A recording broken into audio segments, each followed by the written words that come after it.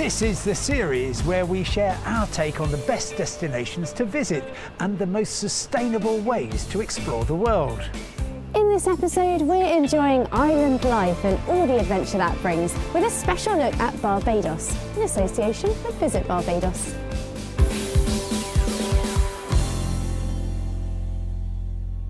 Barbados is an island that's rich in adventure, steeped in the Bajan culture.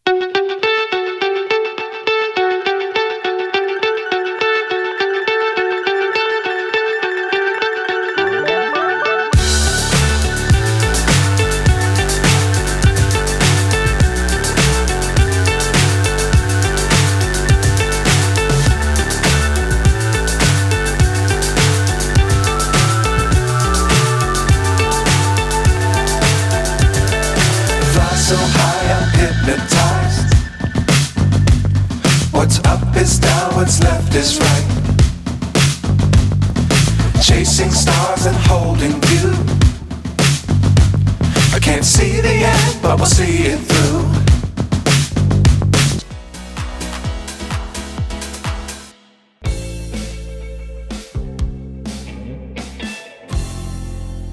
While Helen is indulging on the west coast of the island and Lucy is going wild in the east, I recommend exploring the centre of Barbados.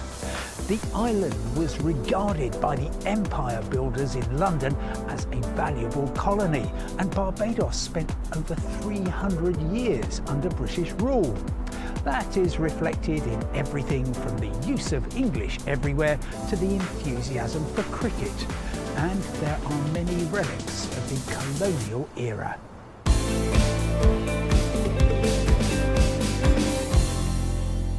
When people think of Barbados, they think of pristine beaches, and they wouldn't be wrong, but there's a whole host of different seaside experiences to be had across the island.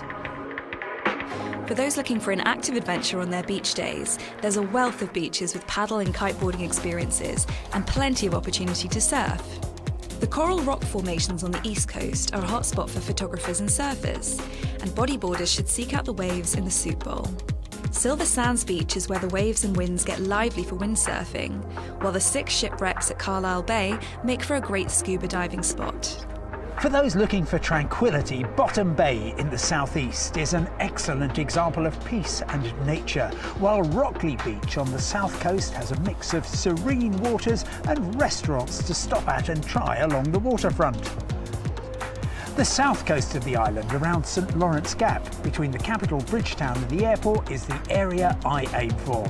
I like staying at the friendly local guest houses, and the fish frying shacks at nearby Oistins are excellent value.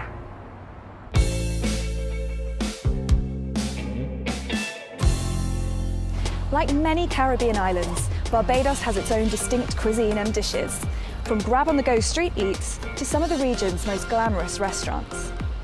If you're a fish fan, Oistin's Fish Fry on the south coast is the place to visit. This weekly event is more of a street party tourists are welcome to join than a formal dining experience. Showing up on a Friday night, you'll hear reggae, calypso and soca music as you join locals queuing for fresh swordfish, tuna or mahi-mahi. These are sizzled up right in front of you and served with filling Bajan sides. Macaroni pie, rice and peas and fried plantain are all must-tries, eaten at relaxed benches among locals.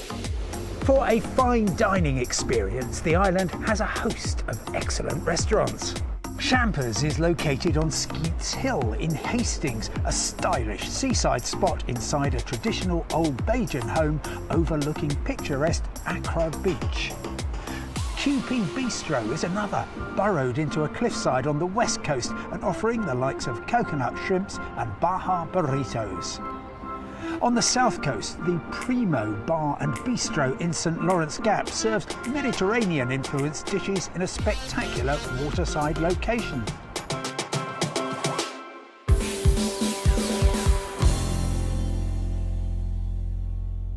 As you can see, whether it's high-end dining or street food, Barbados offers all kinds of different experiences. But who can tell you better than local chef Damien Leach?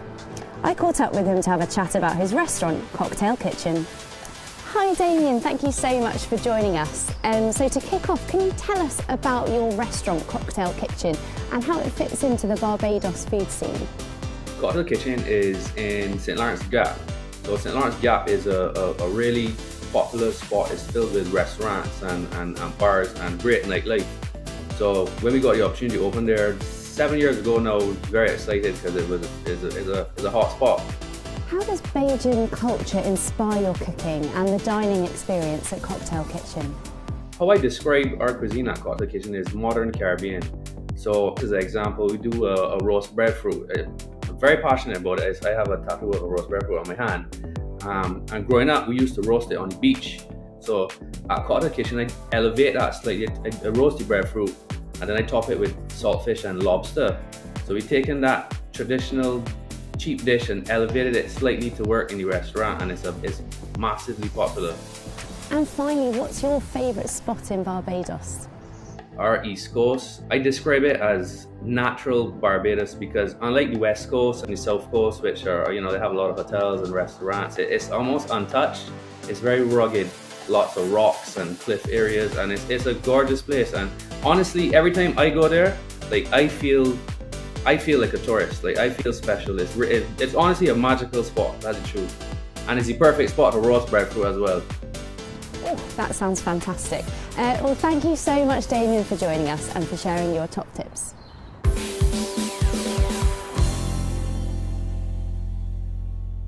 On the Independence Travel Desk, we get sent hundreds of reader questions every single week, and we do our very best to answer as many of them as we can.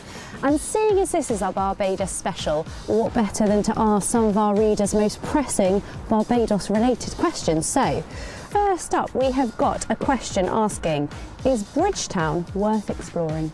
Oh my goodness, yes it is. So the island's capital is a really, really fun little city. It's not a huge place.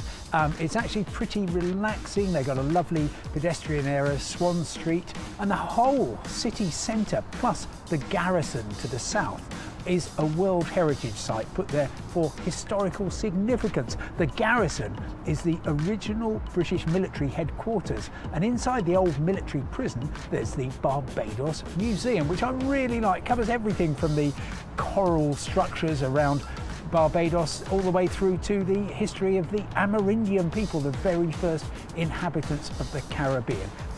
Wow, well, you've sold it to me. Hopefully you've sold it to other people as well. Second question, how easy is it to combine Barbados with other destinations? Well, of course, an awful lot of people who go to Barbados combine it with other destinations, particularly other Caribbean islands, because they're on a cruise. And I would urge anybody who's got a cruise that starts or ends or both in Barbados to plan to spend some time on the island. There you are, you've flown all that way, you might as well make the most of what's an absolutely compelling island, one of my favourites anywhere in the world. Well, thanks, Simon, but I feel like you've got one final hot tip that you're just bursting to share. I am, and it's all about money. Here is a US dollar, okay? That is worth $2 Barbadian. It's fantastic that Barbados has its own lovely coins and notes, but frankly I just stay with the US currency because afterwards, if you needed to change some back, then it's slightly easier, I find, elsewhere in the world to get US dollars accepted than the lovely Barbados currency.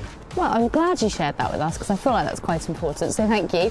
And thank you so much to you for sending in your reader questions. Please keep them coming because we love to answer them. That's it for this episode of Travel Smart.